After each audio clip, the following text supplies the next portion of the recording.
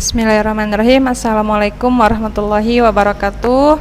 Alhamdulillah anak-anak kita masih bisa bertemu dalam video tatap muka pembelajaran PPKN kelas 9 di pertemuan ketiga. Nah, semoga anak-anak selalu dalam keadaan sehat walafiat dan selalu tetap diberikan semangat dalam belajar di rumah. Nah, di bab 2 ini kita akan membahas tentang pokok pikiran pembukaan Undang-Undang Dasar 1945. Nah, kalau kalian masih ingat, sebenarnya kalian sudah membahas ini di kelas 8 ya, di kelas 8 semester awal. Nah, sekarang kita akan bahas lagi yang lebih detailnya ya. Nah, isi alinea pembukaan Undang-Undang Dasar Negara Republik Indonesia tahun 1945. Yang pertama, nilai-nilai yang terkandung dalam pembukaan UUD 1945. Nah, pembukaan UUD 1945 berisi pokok pikiran pemberontakan melawan imperialisme, kolonialisme, dan fasisme, serta memuat dasar pembentukan negara kesatuan Republik Indonesia. Nah, selain itu, pembukaan UUD 1945 yang telah dirumuskan dengan padat dan hikmah dalam 4 alinea, di mana setiap alinea mengandung arti dan makna yang sangat dalam, mempunyai nilai-nilai yang universal dan nilai lestari. Apa itu nilai universal dan nilai lestari? Nah, kita lihat di slide selanjutnya ya.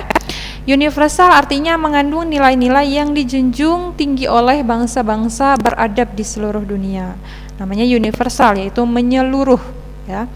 Yang kedua, nilai lestari, yaitu artinya mampu menampung dinamika masyarakat dan akan tetap menjadi landasan perjuangan bangsa dan negara selama negara Indonesia tetap setia kepada negara kesatuan Republik Indonesia. Itulah pengertian daripada nilai universal dan nilai lestari. Nah, di sini makna yang terkandung dalam setiap alinea pembukaan Undang-Undang Dasar Negara Republik Indonesia tahun 1945. Sebelumnya tadi kita sudah tahu ya bahwa di dalam pembukaan undang-undang itu ada 4 alinea. Nah, yang pertama alinea ke-1 atau alinea pertama. Nah, dari pembukaan UUD 1945 yang berbunyi bahwa sesungguhnya kemerdekaan itu ialah hak segala bangsa. Oleh sebab itu, maka penjajahan di atas dunia harus dihapuskan karena tidak sesuai dengan pri kemanusiaan dan pri keadilan. Nah, berikut pengertian yang terkandung dalam alinea pertama. Nah, yang pertama, adanya pengakuan bahwa bangsa Indonesia menjunjung tinggi hak dan kodrat dari setiap bangsa untuk merdeka. Yang kedua, adanya pernyataan bahwa bangsa Indonesia tidak menyetujui adanya penjajah di atas dunia karena hal ini tidak sesuai dengan pri kemanusiaan dan pri keadilan.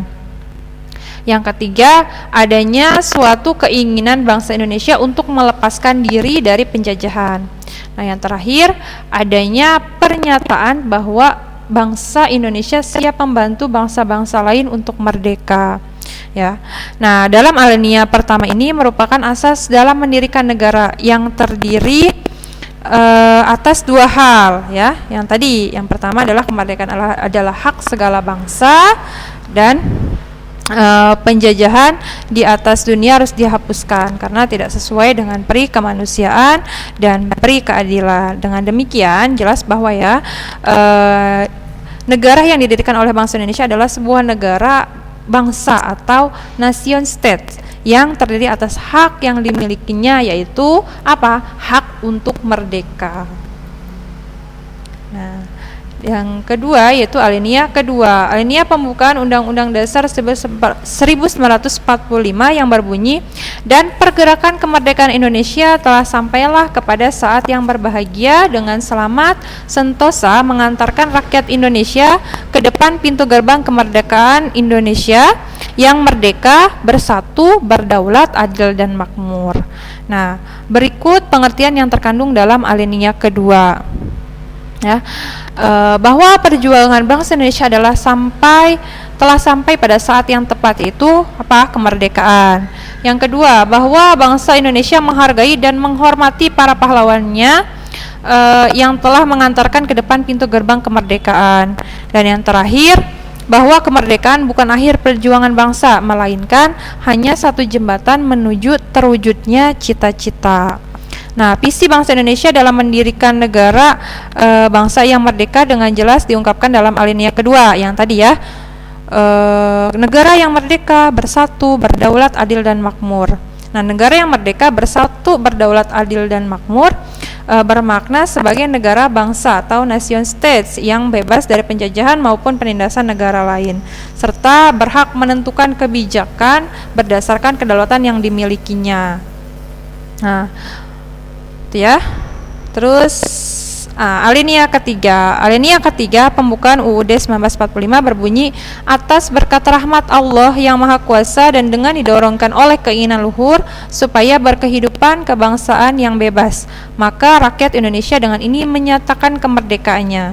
Nah, itu isi daripada alinea ketiga. Nah, di alinea ketiga ini mengandung arti sebagai berikut. Yang pertama, adanya pengakuan religius bahwa kemerdekaan yang diperoleh merupakan berkat dan rahmat Allah yang Maha Kuasa.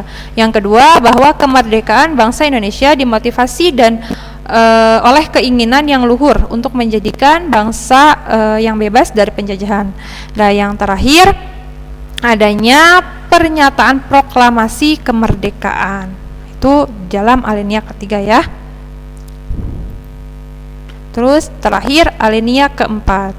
Nah, alinea keempat pembukaan UUD 1945 yang berbunyi, kemudian daripada itu untuk membentuk suatu pemerintah negara Indonesia dan untuk memajukan kesejahteraan umum, mencerdaskan kehidupan bangsa dan ikut melaksanakan ketertiban dunia yang berdasarkan kemerdekaan, perdamaian abadi dan keadilan sosial.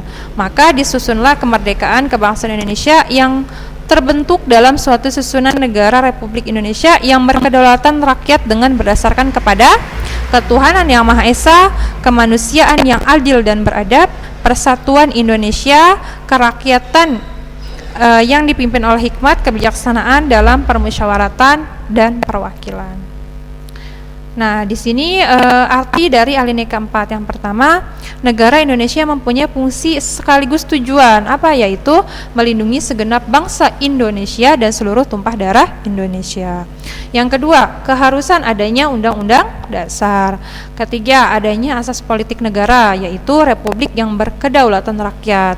Dan terakhir, adanya asas kerohanian negara, yaitu dirumuskan Pancasila. Nah, selanjutnya dalam alinea keempat ini diungkapkan tentang prinsip-prinsip dibentuknya pemerintah sebagai instrumen politik dan tugasnya untuk memberikan landasan dan acuan bagi penyelenggaraan pemerintah dan kehidupan bernegara. Disusunlah Undang-Undang Dasar. Nah, sedangkan bentuk negara ditetapkan sebagai republik yang berkedaulatan rakyat, artinya Indonesia adalah sebuah republik yang bersifat demokratis, sedangkan sebagai dasar negara adalah Pancasila. Oke, sekian video pembelajaran dari saya, semoga bermanfaat dan kalian mudah-mudahan menyimak videonya dengan baik. Terima kasih atas segala perhatiannya. Nah, tugas hariannya apa? Nah, kalian tulislah isi pembukaan Undang-Undang Dasar 1945. Kalian kerjakan di buku tugas kalian. Nah, silahkan kalian nanti kumpulkan buku kalian, buku tugasnya, dan kapankah untuk mengumpulkan tugasnya? Nah, kalian tunggu info selanjutnya di grup ya. Oke, selamat belajar, selamat mengerjakan, tetap semangat di rumah, tetap semangat belajar di rumahnya. Terima kasih. Assalamualaikum warahmatullahi wabarakatuh.